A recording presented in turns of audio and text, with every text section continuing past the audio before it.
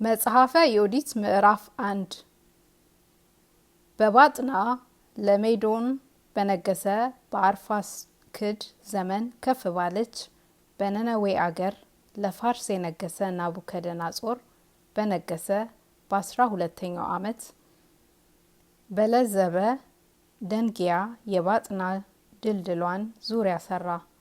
በከበሮ ቤቱ በኩል ያለው የመሰረቷ ስፋት 31 ክንድ ነው። በአደባባዩ በኩል ያለው የድልድሉ ስፋት 6 ክንድ ነው። የእድሞውንም ቁመት 70 ክንድ አድርጎ ሰራ። ደጅ ሰላሙም 50 ክንድ ነው። በአደባባዩ ያለ እድሞውን 100 ክንድ አልፎ ሰራ። መሰረቱም ከማዕዘን እስከ ማዕዘን ድረስ 60 ክንድ ነው። የሚከፈቱ የበሯን ደጃፎች ሰሩ። ቁመታቸው 70 ክንድ፣ አርበኞቹ ሰራዊትና የጽኑ ኃያላኖች የሚገቡባቸው የበሮቹ ወርድ 30 ክንድ ነው። ናቡከደነጾር በዚያ ወራት ንጉሥ አርፋክስድን በሰፊ ሜዳ ተዋጋው። ያም ምድረ በዳ በራግው አውራጃ ያለ ነው። በአምባ የሚኖሩ ሰዎችም ሁሉ መጥተው ተቀበሉት። በጤግራና በኤፍራጥስ በሄደስ ጶንም ያሉ በኤሌሜዮን ንጉሥ በአርኪዮክ ግዛት አውራጃ ያሉ ሁሉ ተቀበሉት። የካሉድን ልጆች ይዋጓቸው ዘንድ እጅግ ብዙ የሆኑ አሕዛብም ተሰበሰቡ።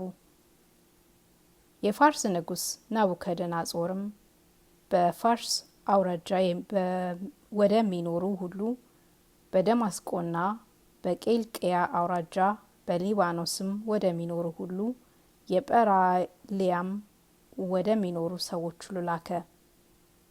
በገለአድና በቀርሜሎስ ሰፊ በሆነ በአስዴራንም ምድረ በዳ በገሊላም ወደሚኖሩ አሕዛብ በአውራጃዎችና በሰማሪያ ወደሚኖሩ ሰዎች ሁሉ ወደ ዮርዳኖስ ማዶ እስከ ኢየሩሳሌም ድረስ ላከ።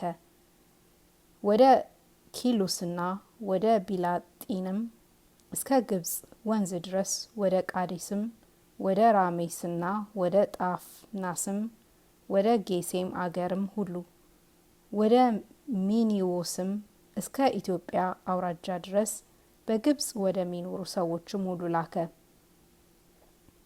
በአገር የሚኖሩ ሰዎችም ሁሉ የፋርስ ንጉሥ የናቡከደነጾርን ትእዛዝ እምቢ አሉ፣ አልፈሩትምና በፊታቸውም እንደ አንድ ሰው ሆኗልና ከእርሱ ጋር ወደ ጦር አልሄዱም። መልእክተኞቹም ተዋርደው ከፊታቸው ባዶ እጃቸውን ተመለሱ። ናቡከደነጾርም በዛች ሀገር ፈጽሞ ተቆጣ።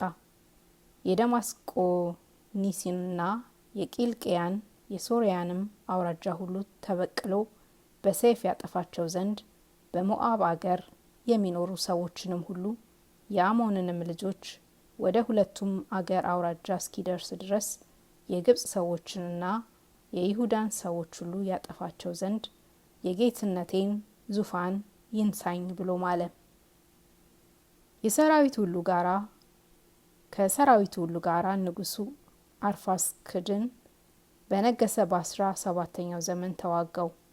ድል ነስቶ የአርፋክስድን ገንዘቡን ሁሉ ሰረገላዎቹንና ፈረሶቹን ሁሉ ወሰደ። አገሮቹም ሁሉ ገንዘብ አደረገ። እስከ ባጥናም ድረስ ሄዶ አምባቸውን ያዘ። አገሩን ሁሉ በረበረ፣ አጠፋት። አርፋክስድንም በራግው አውራጃ ይዞ በጦር ወጋው፣ ፈጽሞም አጠፋው። እሱ ተመለሰ። ከእርሱ ጋር ያሉ እጅግ አርበኞች የሆኑ ብዙ ሰዎችም ሁሉ ተመለሱ። ሲያስብ ሲመክር በዚያም 4 ወር ተቀመጠ።